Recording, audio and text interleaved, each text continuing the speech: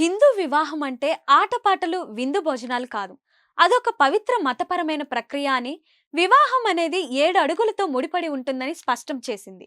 హిందూ వివాహ చట్టంలోని సెక్షన్ 8 ప్రకారం వివాహాన్ని నమోదు చేయడం వల్ల వివాహానికి సాక్ష్యం లభిస్తుంది. కానీ చట్టంలోని సెక్షన్ 7 ప్రకారమే వివాహం జరగాలి. పెళ్లిల్లో ఖచ్చితంగా సప్తపది 7 అడుగులు నడిచే ప్రక్రియ నిర్వహించాలి. అలా జరగకుంటే ఆ వివాహానికి చట్టబద్ధత లభించదు.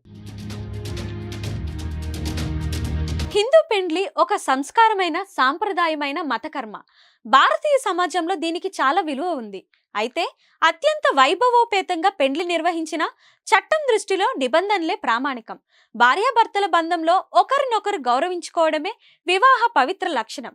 వధువు, వరుడు వివాహ వ్యవస్థలోకి ప్రవేశించే ముందు దాని గురించి లోతుగా ఆలోచించాలని ధర్మాసనం వెల్లడించింది. భారతీయ సమాజంలో పెండ్లి అనేది పాటలు, డాన్స్, విందు, కట్నాలు, కానుకల కోసమో చేసే తంతు కాదని తేల్చి చెప్పింది.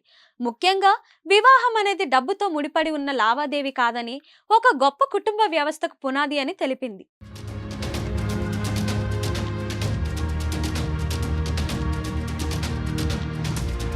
మరిన్ని వీడియోస్ కోసం ఛానల్ ని సబ్స్క్రైబ్ చేయండి. లేటెస్ట్ అప్డేట్స్ కోసం వాట్సాప్ ఛానల్ ని ఫాలో చేయండి. అండ్ లింక్ డిస్క్రిప్షన్ లో ఉంది.